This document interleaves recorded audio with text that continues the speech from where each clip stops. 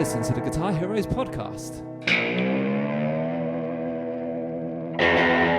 Welcome everybody to episode 14. Episode 14 already, can you believe that, chaps? Here we are again. Another week's gone by and it's time for the Guitar Heroes podcast. My name is Lee and as ever I am joined by Mr. Phil Walker.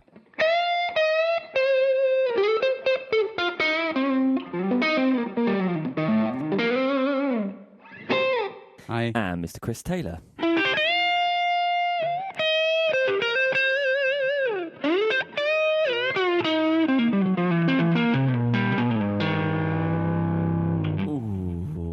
Got a lot to say for himself today. He did. Right, first things first, what are we drinking? Usual port. Yeah, I'm on a green tea. I'm in a green tea. Right, I Chris, like my green I'm really tea. joking. No, we have spoke about this, and I've We altered spoke things. about this last time. I've leveled things up a little bit. I'm drinking a Hop House. Ah. I can't even talk. Hop House 13. This is great if you never had one, but it's a very hoppy lager. It's very enjoyable. I should hope so with a name like that. I know. Okay, so that's first things first. Second things second. Phil, what is that you are holding? Oh, sorry, I'll put my trousers back on.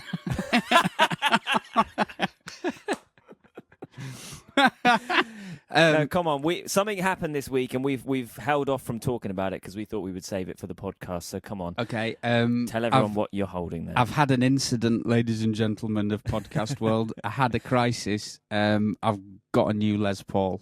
I've got a new Gibson Les Paul. Yeah. New guitar in the house, people. New guitar in the house. And it didn't cost me a penny.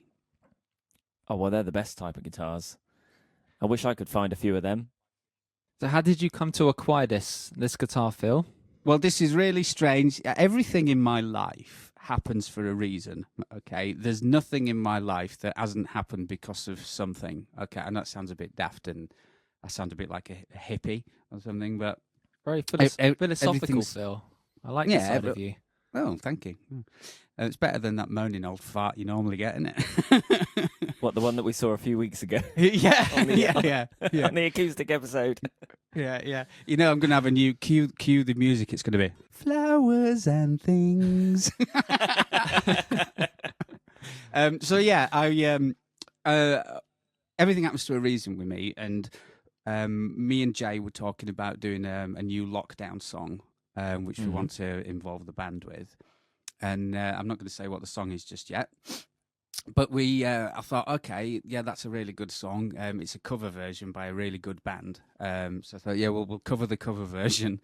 And I thought, I think this is more like a Les Paul type song. So I grabbed my Les Paul out, and I don't know if anybody knows out there, I used to own a Les Paul Traditional in Desert Burst. I bought it brand new in 2012. And it weighs over 10 pounds. I think it was something like 10 pounds, 2 ounces or something daft like that. Really, really heavy. Even for a Les Paul, it was heavy. But it sounded great and it felt really good. So I kind of put up with it, but never played it, never really bonded with the guitar. So anyway, I'm playing away. I'm stood up. I was stood up for about half an hour playing this Les Paul the other day, on Sunday, I think it was. And my shoulder was killing me. And I've got a bit of a shoulder injury. I've had all sorts of things happen to it. I've had MRIs and all sorts. During the war. During the war, yeah, during the war.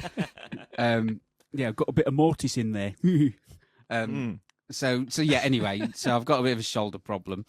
And half an hour, I was in agony. I was like, oh no, and it really sounded good. Yeah. Anyway, I went inside and I said to Jay, you know what? I said, if ever I get the opportunity to probably get rid of this Paul for maybe one of the chambered ones, I think I will.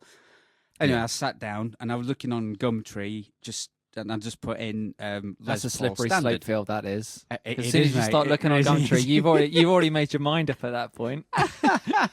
So I was looking and I saw a picture of this and it said a price and it said or trades, and I just flicked on it and he said ideally looking for a Les Paul Traditional, something around £10, and I went, no.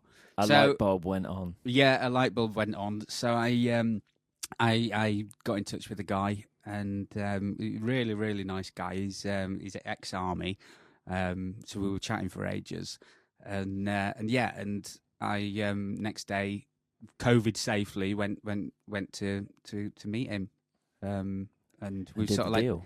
everything at arm's length is sanitizers and face masks and everything like that, and he absolutely loved my Les Paul. And I fell in love with this one, and I've got to be honest, I reckon this is probably one of the nicest Les Pauls I've played, and it was a complete accident. So this is the 2008 model with the heavily chambered body. So what is the weight on that one? It's just over £7. So Okay. I mean, it's Yeah. it's not It's a just big- like for a big Les Paul; difference. it's a light guitar, and Yeah. it is so resonant. Honestly, I mean, you can go have a bite to eat with that one. It's so resonant. The neck, it's got the asymmetrical neck on it. The neck, I've just fallen in love with straight away. It just suits me because the other one was a 50s neck, and I can seem to access the dusty end on this guitar a lot easier than the 50s Les Paul. There's a couple of things about it I don't like, which I'm going to change. It's got the stupid lock-in jack. Another one of Gibson's design guys was probably drinking and decided, I don't know, let's put a locking jack socket on there. That would be a good idea. It's a stupid idea. So I'm going to change that. It's got, originally, I hated the fact that it had the locking tuners on there. But I tell you what, they're so good. They are really, really good. I'm keeping them. I was going to change them out for the, for the tulip, plastic tulip ones. But I'm not going to. I'm going to keep them because it just so smooth. The tuning on it is just so smooth. It's a like fixed bridge with locking tuners is about as stable as it's going to get, isn't it? And it is, the other upside is the restringing time. I used to find that. I used to have a PRS with locking tuners, and it was so quick to just restring because you didn't have to sit there and wind. You just pull it through, tighten the bolt up on the back, and off you go. I mean, I love a Les Paul. I've done I've done all sorts of gigs with my other Les Paul and gone, do you know what? I can't keep doing this night after night. But this one, I'm probably find I'm going to use it quite a lot more. It's in pretty good condition. It's been used. It's a 2008. It has been used. 13 years old, but it is in good condition. It's a looker as well, isn't it? It's a nice guitar. So that one will be coming out on the road with us when we return. Definitely. Guitar Heroes. Well, as soon as I haven't got my other one. No, I must admit it's a really weird thing because I've had that since 2012, and although I really liked it and it was a really nice finish on it and the top was pretty and flamed, I never bonded with it. But it is really weird just doing a swap. It's almost like if there'd have been cash involved, it'd have been different. You just go, okay, and then we just swapped, and it's even got the same case. It was just so weird. Very strange. Very strange. But that was a nice Les Paul that you let go, but it was heavy. I mean, I played it for one song in the show, didn't I, for a period of time, and it was heavy. Had a cracking top on it, but I mean, a Les Paul at £7, you can't go wrong there, can you? And if it sounds good as well, then winner, chicken dinner. Absolutely. I used to. My dad used to have an '82 Les Paul Custom. I did. I bet that weighed a bit. Oh, did you? It was an absolute boat anchor. It was so heavy. But I was like 16, 17. I was really small back then. And after gigs, like my shoulder would be killing me. But I didn't really care. I was like, I'm playing a Les Paul. But was it a wine red? No, it was a natural wood finish. It had black binding around the edges, and it also had a rare feature of locking tuners. String winders built into the tuners. Oh, so you just flip them out and you just spin them around as you're restringing the guitar. Oh, Man, it's so interesting. Yeah, it's a very very unique feature. I only did them for like a short run, but I had mine was an 82 as well. It was wine red. And as if it weren't heavy enough, it had a factory Kahler lock-in trem system on there. Oh my goodness! It was like I didn't have it long. I think I had it. No. I had it a couple of years, and then I did a straight swap for a brand new Fender Telecaster, which is now my leather-bound Telecaster. Ah, the old leather telly, telly, which I don't play anymore. But nice one. Well, there you go, Les Paul. I mean, that is that was a good find. Good find. You're nifty with the old eBay. He is. I don't know how he always does this. Gets lucky. Last week was the Music Man amp. It's like, how? And they're always in very good condition as well. They're not just like You know what my mum always used to say to me: "Better to be born lucky than rich." Yeah. I think we'd all take that at the moment. Yeah. Well, anyway, on to today's subject. So it was kind of my turn in the hot seat, and I was thinking, what could we do this week? And I thought, well, something that's maybe relevant to everyone now stuck at home, just wanting to enjoy some music and have a listen. One thing I love about being a musician is when you get those conversations like, "Hey, have you checked out this?" And someone will recommend an album or a band or a song. But more importantly, they'll recommend something that you've never heard of, and you'll go and check it out, and all of a sudden it will become like something that you're just hooked on for ages. I'm not talking about players or songs or stuff that you're kind of familiar with. You're like, yeah, I've kind of heard that. I'm like, "Hey, have you heard that?" And then you're like, "No, literally never heard of them." And you YouTube it, go on iTunes, whatever, and within a month you're like top fan. So I kind of was thinking it's like surprise heroes. And over the lockdown process, we've had more time on our hands. I've been listening to lots of music and just really indulging in listening, because we can't indulge in that much playing at the moment. And there's been a few artists and a few people that were kind of new to me that, I just thought I could share. Maybe some of the listeners at home might enjoy looking these people up and hopefully get a kick out of it. But also maybe you guys have got some suggestions and some people that were a surprise hero to you. So that was my topic for the week. I'll throw it open to the floor. Whoever wants to go first, whoever wants to give me some thoughts. Okay. Well, I've got one person, and it's not a surprise new guy, and you may have heard of this bloke as well. But a few years ago, I was doing some work with Yamaha and Line 6 at the Corn Exchange in Exeter, and it was for the Manson's Guitar Festival that they used to run every year. Oh yeah. And they kind of take over the Corn Exchange, and it's just really cool. There's all sorts of dealers there and what have you. And there's a live stage. And myself and Toby, we did some demoing of the Variax and the Helix and a few songs on the live stage, and it was going all day. Was this? And we'd I think we were no pressure, but we followed Bernie Marsden. So it was like okay. You wouldn't have had any trouble if you had that Les Paul with you. Yeah, mine's better than yours, but oh, wait a minute, no, it's not. It's okay. He had a PRS. I think it had some wood missing from the headstock or something. I don't know. So we were on after Bernie Marsden, and we'd done a set earlier in the day when there was nobody there, and then it got busier. And then we came off stage, and we got us bits of gear, cleared out of the way. And then we were talking to a lot of the punters that were there, because they all want to come up and ask you about sounds and things. And all of a sudden, the loudest band I'd ever heard kicked off, and I was like, I was talking to somebody, and I just went, "Sorry, just one second," and the guitar sound was just blew me away. Really? And I turned, and the band itself was probably one of the tightest bands I've ever heard in my life. And actually, I listened to the whole set. I was supposed to have been doing questions and things like that with Yamaha, and I just went, I'm sorry, I need to watch these. And I just went to the back, and I stood with Lars Mullen, who was doing the videoing and photography for the band at the time, and I stood with him, and I just went, I said, I'm blown away by this. Like, I actually said a few more choice words than that I can't say. But and the band was the Chris Barris band.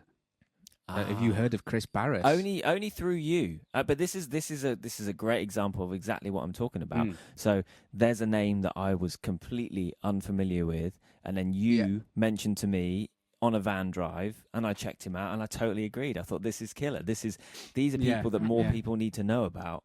I mean, he's doing really well for himself. I think he obviously he's played guitar all of his life, but his main career was he was a cage fighter.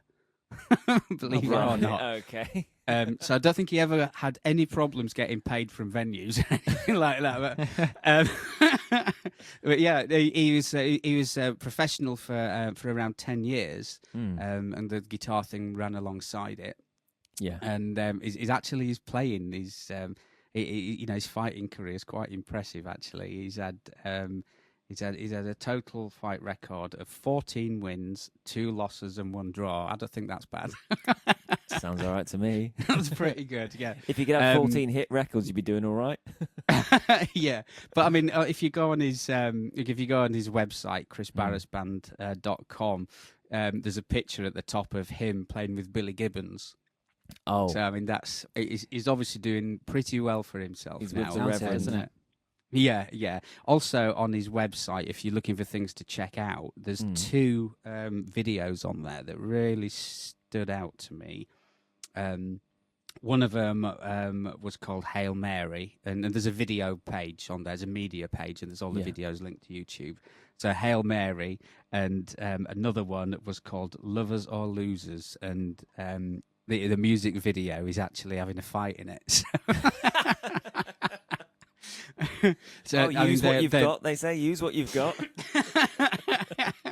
Yeah, it was the guy that said, we can't afford to pay you for it. Right, get the cameras rolling. He's an Chris English, Barris. Yes, from Devon. Oh, okay. Oh, from Devon. Yeah, wow. he's so from is Devon. he predominantly a rock guitarist, is he? Blues rock, is he? Blues rock, I would say. Yeah, blues rock. He, I mean, listening to his stuff, you can, I mean, obviously, you'd be able to make your own mind up when you listen to it, but there's a lot of different influences in there, I think. And I'll make you make your own mind up. Well, there we go. That's the whole idea. I'm going to go away and check it out and indulge in that, and hopefully people at home will as well. And that's just a perfect example. So a great recommendation there. Chris, what have you got for us? Well, on the way to gigs, normally me and the guys in the other band would always share ideas. Like I'd bring like a new album along or something, and a lot of times the vans we hired never used to have like auxiliaries in, to plug your phone in or something. So we always used to have to sometimes make up CDs and stuff. And I'd be like, man, check out this band, they're great.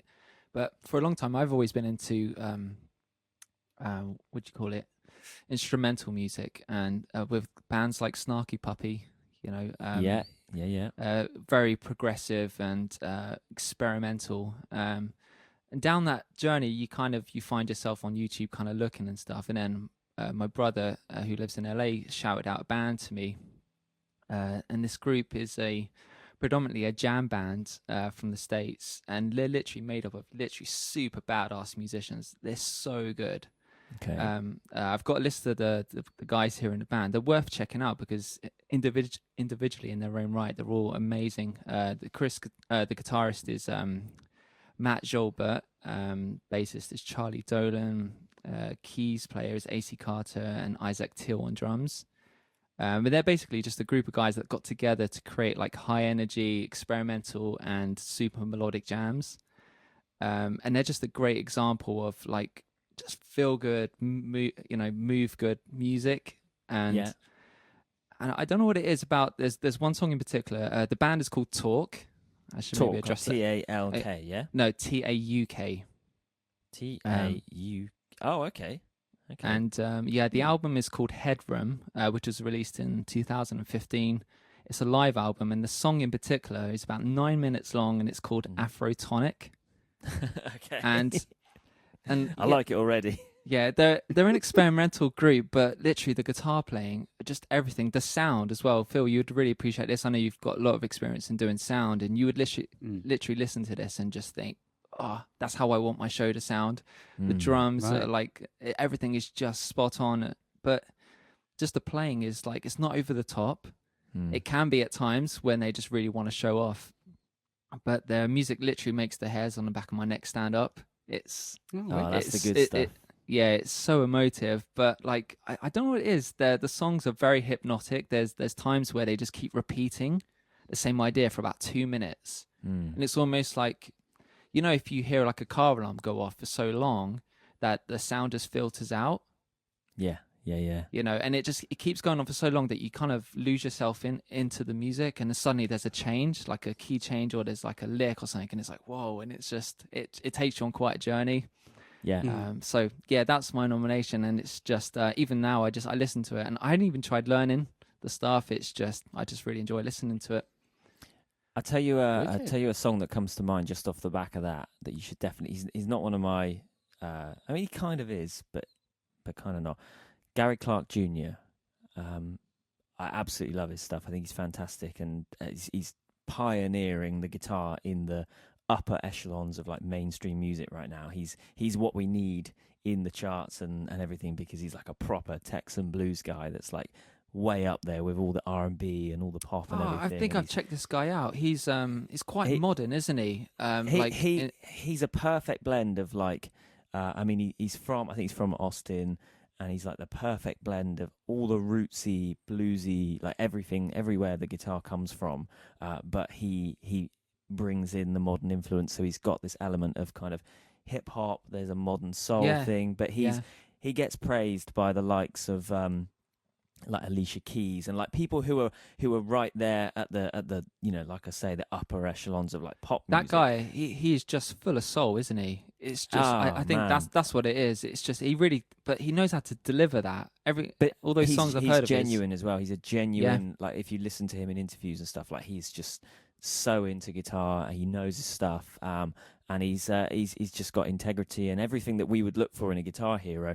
And like I say, he's who we need right now to keep the guitar front and center and keep it there with a younger audience. But anyway, my point was going to be the song Bright Lights. If you check that out, that's a good example of what you just said, Chris, where it pretty much stays on one chord for like the whole thing. It's got a great groove and a great his vocal delivery is fantastic on it, but he drags it through on the one all the way for about 3 minutes, and then when the chord change comes, it hairs on the back of your neck. It's that moment.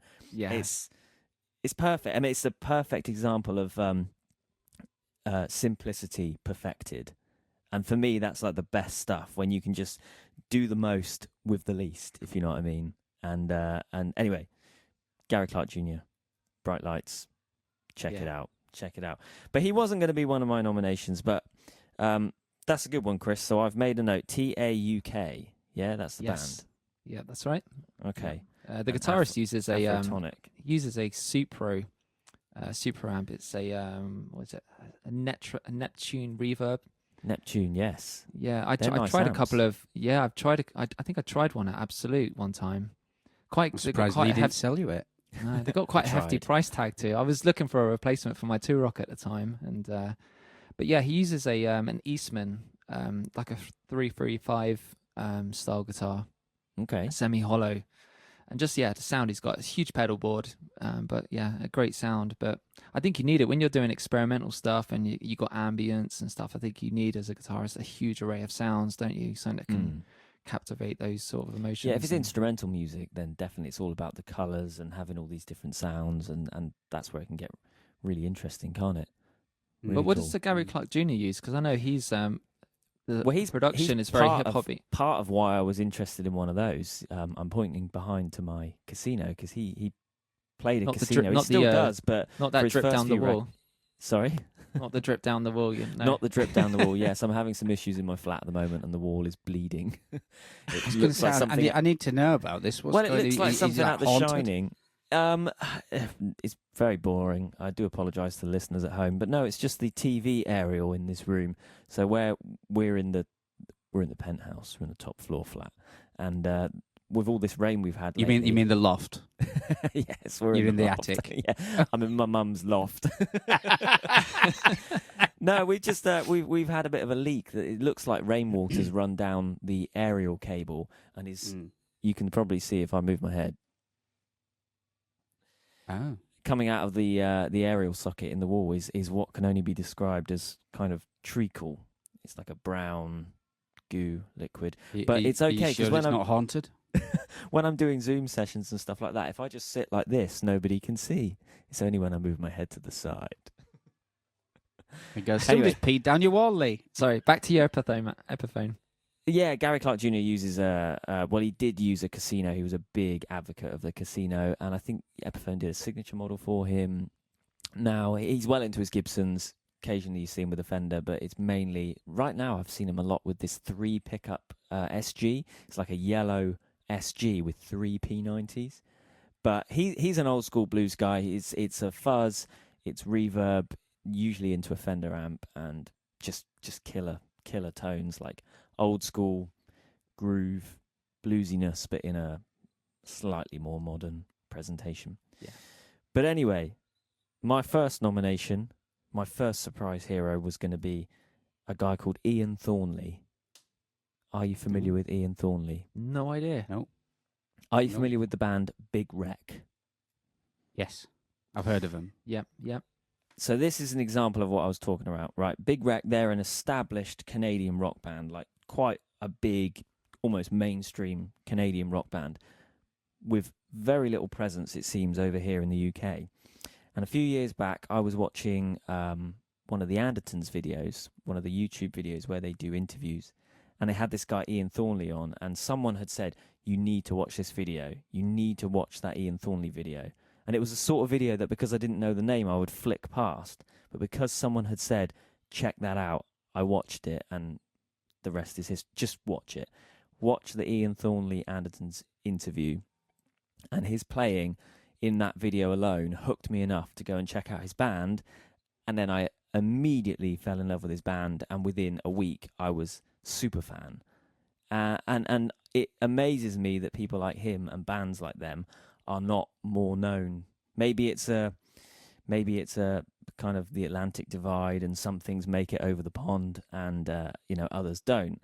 But his playing, I mean, for starters, vocally, he's just about one of the best rock singers I've ever heard. He's very, very similar to Chris Cornell, people like Miles Kennedy with like immense vocal range, but he's got this Chris Cornell kind of character to his voice, but almost, I think he might even have a bigger range. It's incredible. But his guitar playing as well, he's like, name a style and he can do it. He's endorsed by Sir Guitars, so you might have seen him on some of the Sir promotional stuff, and he has a Sir signature model. But there's a few things that I would just say to check out first. There's my favourite album is an album called Albatross. And if you go on YouTube and look up the song Albatross, or look up the song Wolves, both of them are from that album.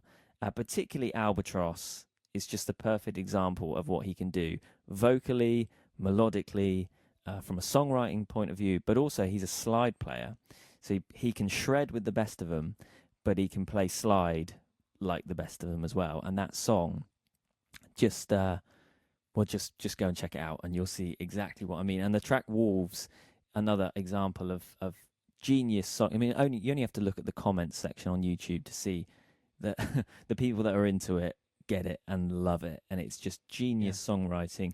The guitar tones, coming back to what we were saying last week with or the week before with the acoustics, the way that they approach their guitar recordings is all about layers. So there's the best of everything, the best acoustic sounds, the best 12 strings, Strat sounds, humbucker sounds, layered. So you get this almost guitar orchestration where you can hear 12-string acoustics, you can hear monstrous crunch tones.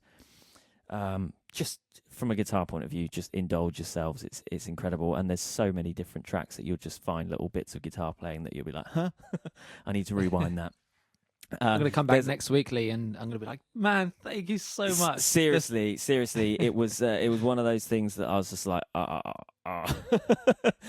There's a track called Ghosts as well, which was off one of their later albums. Go and check that out. It's got a Queen type vibe to it because all the players are phenomenal. The bass player is great. There's kind of like a funky disco bass line to it. Great songwriting, but you get to the guitar solo about 2/3 through, and Ian just goes full on Stevie Ray, and you would think Stevie Ray is back from the grave and plays this bit, but then it goes into this, just listen to it. It starts Stevie Ray and then it ends Ian, and it's like, oh man. And the guitar tone, he's using some vintage Strat on it, and it's just like, so yeah, for any guitar fans out there, which I would assume that most of our listeners are, indulge yourself in a bit of Ian Thornley and Big Wreck and thank me later. You'd be surprised. I think we've got some paranormalists listening in now as well. Why?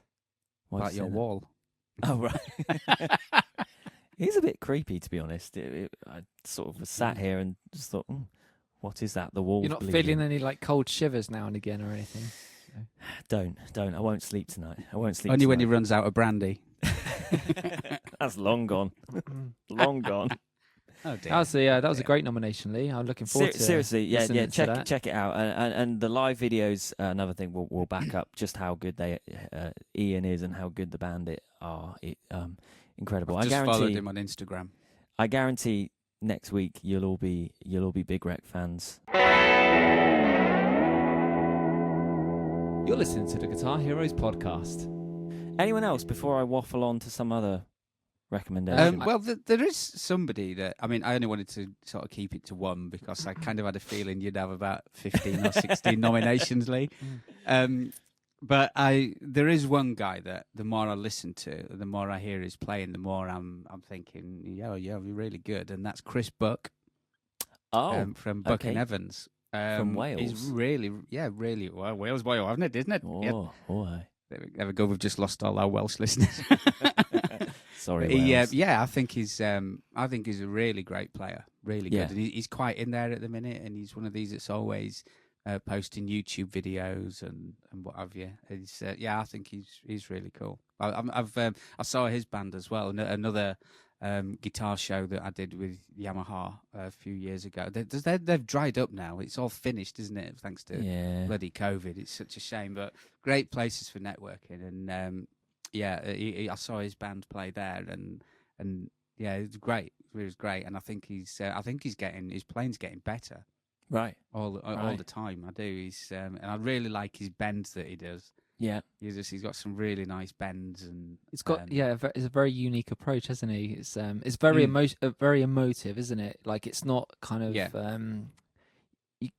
normally you hear players and you think they like using this scale or something. A lot of time I hear Chris play, like I follow him on YouTube, and like I have an idea of what he's doing, but a lot of the time I'm just like, God, it's just so musical, and like I'm not even trying to analyze what he's doing. I get into that moment where I just enjoy what he's playing, and I don't often get that with guitar players. A lot of time I hear someone, I'm like, God, I got to learn what he's doing, but I can just sit back and listen to Chris. He's a very unique guitarist, and comes across as a really nice chap as well, doesn't he? Yeah, absolutely. He's the one thing I like about him is that he's not a speed merchant. I'm not really into speed guitar play. I used to be when I was younger, but I'm more into the feel. Well, I've been for quite a while actually. It's all about the feel for me. You go play your semi quavers and God knows what. Do what you want without. That's fine. But to sit there and just be, just have the feel of. Oh yeah, that's what it's all about. It's all about music, isn't it? At the end of the day, and delivering a performance. That's the ultimate goal, isn't it? Well, for me anyway, and.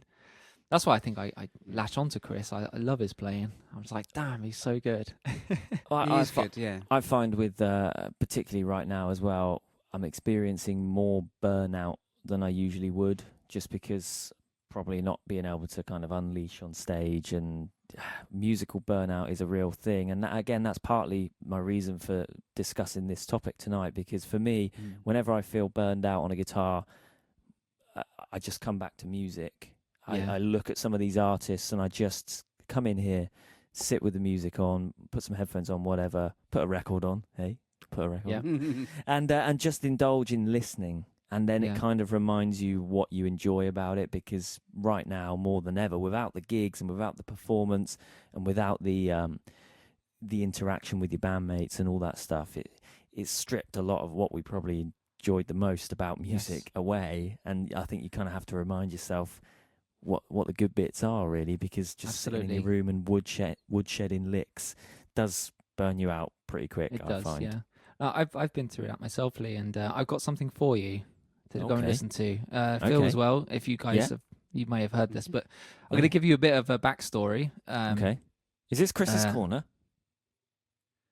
It could be, I suppose. Why not? I mean, it's going to be hard to make a Chris's corner out of this, so let's just do it anyway. I just like the jingle, so can I cue it? You can. I only because Phil got the voice last time. I want the voice too, please. Okay. Ladies and gentlemen, roll up. You know what time it is. It's time for Chris's Corner. Cue the music. Chris's Corner.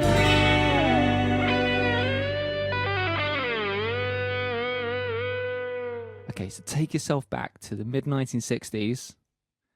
I have no idea what that was like. I wasn't there. We'll have to ask Phil. I was there, but I don't remember any of it, and you'll have to think about why. He was in his late 50s. Yeah, So, yeah. Sorry, we're not meant to interrupt. No, it's fine. It's fine. An American rock group, the Grateful Dead, was formed as a jam band. One of the most successful touring bands in rock history, despite never having virtually no radio hits at all.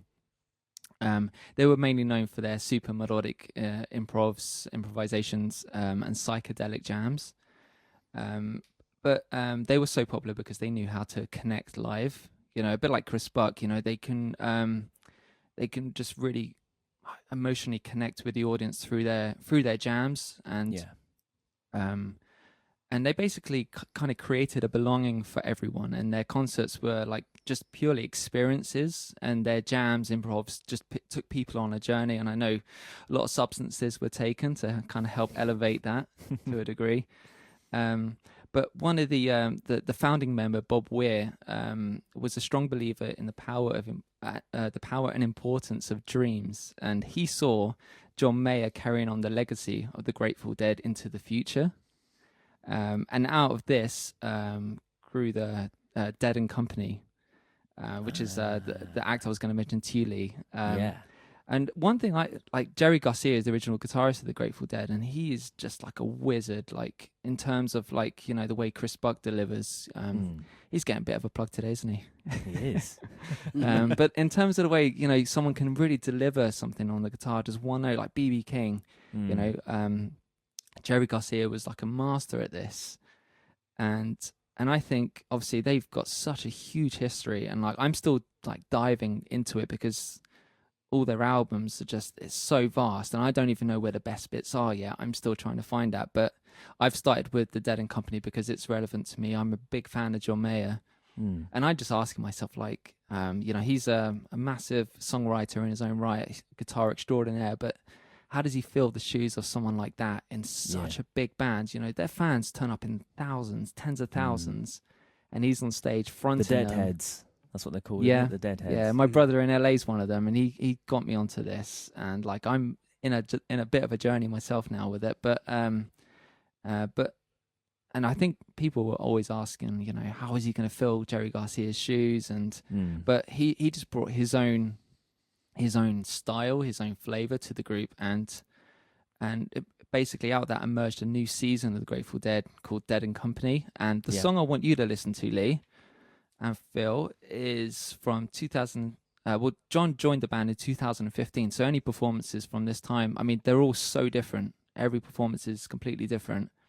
The song is Help on the Way, which goes into Slipknot, into Franklin's Tower.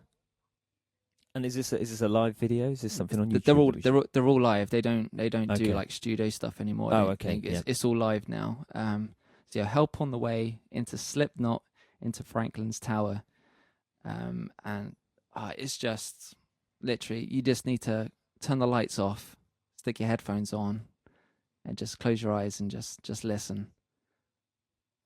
Perfect. I'm going to indulge in that. It seems fitting so as well, good. what with my new incense burner that I've got behind me. Oh mate, it's gonna be great. Oh I'm my definitely God, gonna we check need to that get out. back on the road. What the hell is happening to you? I know. Come on, it's so cool. You need to go online and check that out. There's a shop I found on Instagram. You'll love them, Phil.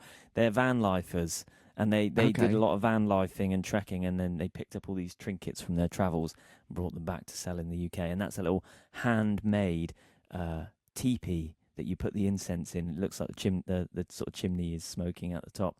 Handmade in New Mexico, US. It's so cool. I love it. But right now, this room is getting very smoky, and my eyes are Is that where it starting came to- from then? You got it sent from Mexico? No, it's made over there, but they've collated all these goods from around the world, and they sell them in the UK. So they've got a shop in the UK. Send me a Very link. cool. I will. You'll love it. You'll love it. Yeah, okay. No, that's great, Chris. That's cool. Dead and Co. I'm gonna because I knew Mayer was doing the Dead and Co. thing, but I must admit I haven't really delved too far into it. So I'm gonna do that. It's just make up your own mind with it, because I think everyone just reflects on it differently, like with all songs and stuff. But it's such a new side of it's still John Mayer. You can still hear how John Mayer's putting himself into it. He's always been very honest with his own music, and you really hear that with this band. But it's interesting. It makes all the other players play differently as well. He brings an energy that no one else could. Well, that kind of sums up what live performance is all about, really, isn't it? And probably what we're missing. That's the best bit about being in a band, is that dynamic that you get when everyone's on the stage together, everyone's in a room together. Yeah. And like I say, that's what we're missing now, which is probably why I keep experiencing burnout and just, I've had enough of guitar. What you need to do is listen to some music. I often, a lot of time when I'm practicing, the last part of my practice routine is to stick on a track that I've never heard of before. And I imagine I'm auditioning for that band. Okay. I put myself in, idea. Because the thing is, when you practice, you're just noodling over stuff that you already know how to play or want to get better at. But something like that, I put myself into a moment of pressure that you get at a gig or something, And I think in this moment, right, I've got like 3 minutes to impress this band in order to get the gig. Yeah. And like in that, I'm going to try and learn as much as I can, try and pick up the key and stuff, and it just puts you into a different frame of mind when practicing, and that might help a little. I don't know. That sounds great. Okay, so I'll just do a couple of nominations tonight because I want to come to a question. We got sent a question today, chaps, so I want to just quickly do that as well. So I've mentioned this to you, Phil, but I'm mentioning it to you again, and I'm mentioning it to you, Chris. There's a fella that I came across. I don't really remember how. Do you know? I think it was an Instagram video. All those sponsored Instagram videos, people can sort of boost their profiles, and randomly in your feed you'll just get one of these clips that you think, hello, I don't recognize you, where have you come from? Maybe it was a hashtag that led me to him or something like that. But the clip was probably 20 seconds, and instantly I was just like, I rewatched it about 3 times, and I was like, on the profile, follow, boom, iTunes music, and I've listened to his album. Probably it might even be my most listened to album of 2020, of the COVID lockdown as we knew it last year.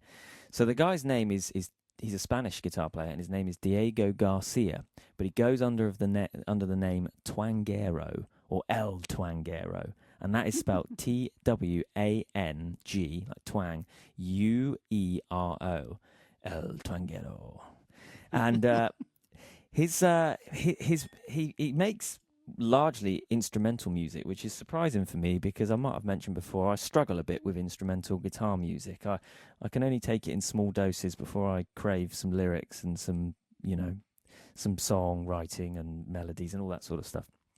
But his album, Electric Sunrise, it just clicked for me, and I have to say is one of the most refreshing guitar pieces of work that I've come across in years, and I'm now super fan. I follow all his stuff online. He's a Spanish guy, and his roots are firmly placed there in the sort of Latin Spanish music. Plays amazing Spanish guitar, and his finger style acoustic stuff is just incredible. But somewhere along the line, he moved to America. I believe he's now in California, and he blends those influences with straight up 50s classic Americana, and represents this whole subculture of kind of Mexico, Cali. He describes it as Latin twang. So you've got the big Cadillacs and the kind of over the top performance, but with this real kind of brooding Spanish undertone to it. And you've got influences like Dick Dale and Chet Atkins, all those kind of playing styles and sounds, but coming from this Latin samba, rumba, Spanish angle. It's just so cool. And the guitar tones are just so refreshing to hear today. I'm going to have to listen to this, Lee. I'm just going to have to go and listen. He plays one of those, what's the big gold thing that Bryan Adams... 339. No. It's the ones... I think it's like 275 or... that's it, yeah. Or something like that. The gold thing. That's the one, yeah. He plays one of those, so it's got these... I think he also plays like a Gretsch, so you've got the Bigsby action, and it's kind of P90s, low gain, Fender Tweed amps, edge of breakup, amazing like harmonic tremolos to give it that kind of deserty vibe. And that sounds so interesting. Can you repeat his name? Yeah, so just look up Twangero, Twanguero. But the thing for me with his playing is he uses a thumb pick and plays kind of fingerstyle, but his records have an energy to them and a roughness that is full of exactly what we've been talking about, just soul and emotion and feel. He clearly doesn't sound like he's someone who quad tracks his guitars and layers to an endless point where, you know, all the soul of it's just destroyed. There's a roughness and a readiness to it that I don't know. It just has an energy, and on top of that, he constructs some melodies with his guitar that are really, really pleasant to listen. Much like the Shadows and that kind of music, where the guitar was the lead vocal, and it wasn't just about being flash and about being technical. It was about writing a good song and something that had a nice melody and a harmony and some interesting rhythms and just nice music. That's what he seems to do really, really well. Put the ego aside and just say, right, I'm going to make a song. I want something that you can listen to and you can enjoy. And for me, that album, Electric Sunrise, from start to finish, I don't think there's a duff track on the album, and it's probably my most listened to thing of the last 12 months. And particularly fitting right now because of that Spanish influence on there as well. It does make you dream of warmer days and carries you away to a desert scene somewhere. It's so cool. I just think if you're a guitar player or a guitar fan, check it out. You will. Sounds like I'm going to enjoy that, Lee. Yeah, honestly, because I think like you're right. There's been most instrumental guitar players are a little bit over the top. Since you get someone like the rival, like Steve Vai or something, I think there's always a pressure when you release an instrumental album or something. It has to be like impressive. Yeah. I think maybe it detracts people's mentality away from being musical and more so just trying to demonstrate technical abilities a lot of the time. Maybe. I just think we're all guilty of that sort of perfectionism thing, and we've got to be the best instead of thinking about, well, is the music any good? Like, great, you can play this sweep arpeggio perfectly with no muck-ups, but is it a good song? And for me, go listen to pick any one of the tracks on there, and it just is an example of the opposite of that. It's like, well, let's put the performance first, let's put the energy, and let's put the melodies and the song first.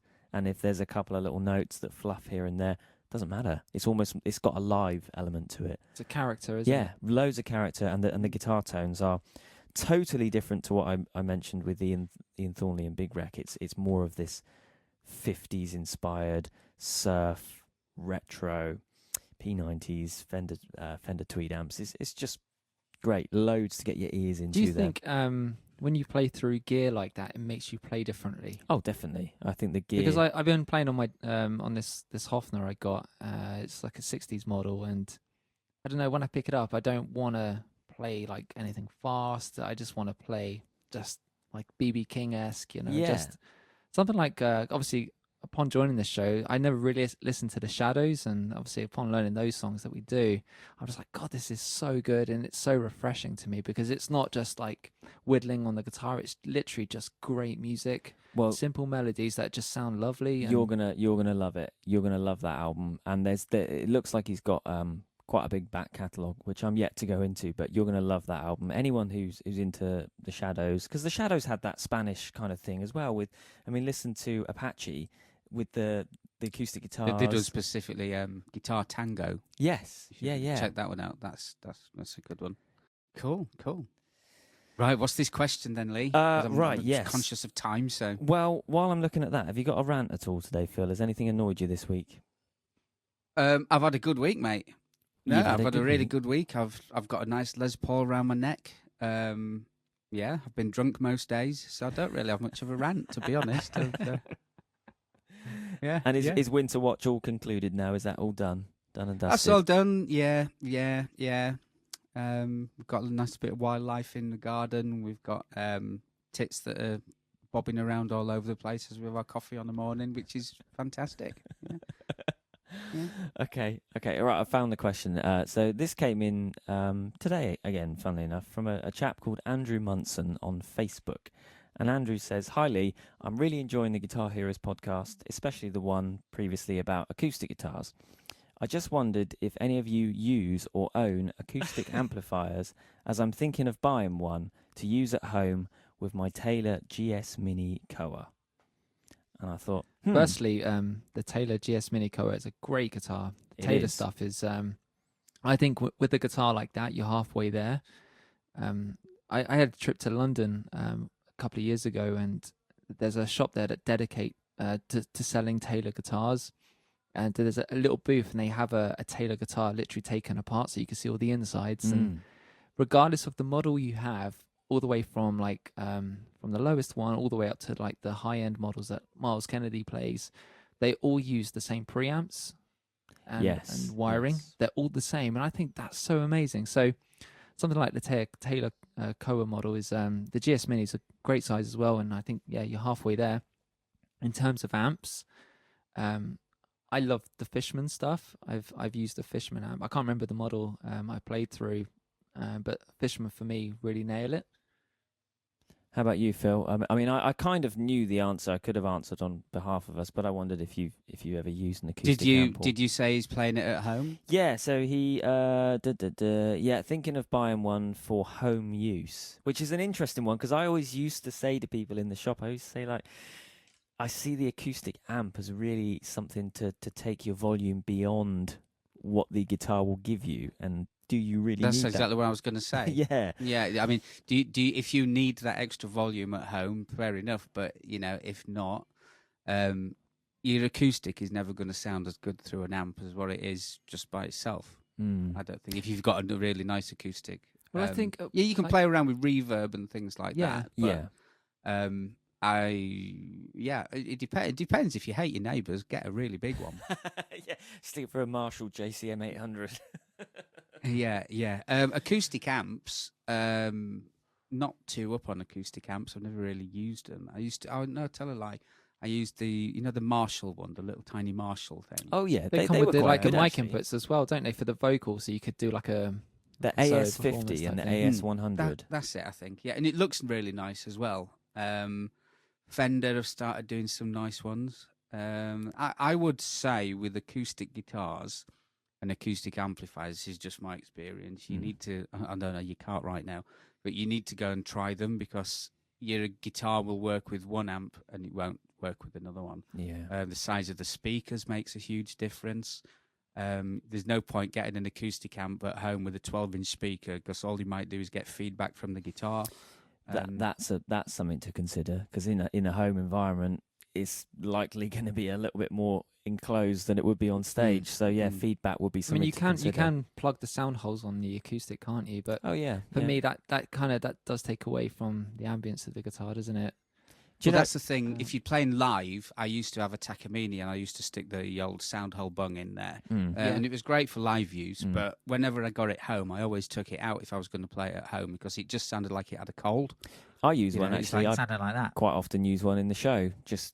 I find hammering away on rhythm guitar on the acoustic. It is good. But, funnily enough, my Marshall rep back in there, he told me that for quite a long period of time, those acoustic amps were actually Marshall's best-selling amp.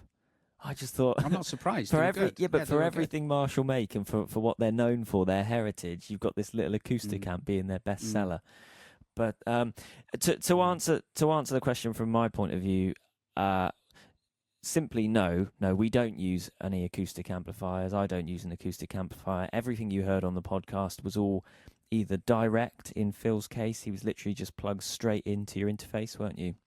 Yep. And then I think me and Chris were just running through the Helix, just direct from the back of the Helix.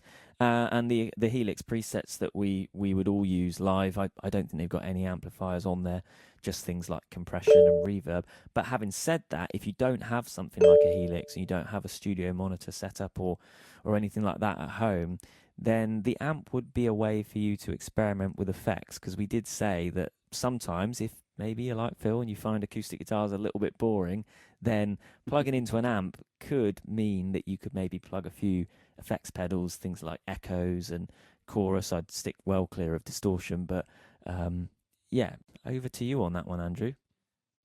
maybe he can let us know if we answered the question effectively for us. Thank you for the question anyway, and I hope that helped in some way. If anyone else out there has questions, then as ever, please send them in to us. You can find us on Instagram. Just search for Phil Walker Guitar, Chris Anthony Guitar, and Lee Troy Guitar. Search on Facebook for Phil Walker Guitarist, Chris Anthony Guitar, and Lee Williams Guitarist. You can find the Story of Guitar Heroes on Instagram and Facebook. You can head to the website www.storyofguitarheroes.com, and of course you can head over to YouTube and check out Phil Walker Guitarist, where you'll see behind the scenes and potentially a new video on its way with that new Les Paul, Phil. I hope so. Yeah. I am hoping to do a few videos. Just finding the time to do it. It sounds ridiculous. We're in lockdown and what have you, but yeah, time is. You mentioned this the other day, Lee, didn't you? It's like, even though we're in a lockdown period, it's like you still feel like we're running out of time to do things. I think you just. When you adjust and you shift, you find new things to fill your days, don't you? And all of a sudden, I've found myself becoming really quite busy this year, which is weird because searching for TPs. I'm not doing my usual job, but funny old times. But as ever, light at the end of the tunnel and all that good stuff. And we'll be back to rock and roll before long. Chris, you in the hot seat next week? Yes. Is it? I think it is. Yes. Yeah, I guess so. Cool. So. Well, we'll look forward to that. Thank you as ever for listening, and please like and subscribe. Tell your friends, and chaps, it's been a pleasure as ever. And we'll see you next week. See you next week. Goodbye.